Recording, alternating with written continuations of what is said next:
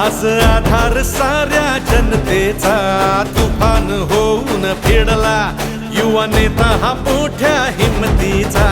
रुबाबदार जबाबदार कुणाचा भाऊ कुणाचा दोस्त वाघाची चाल नाही माघार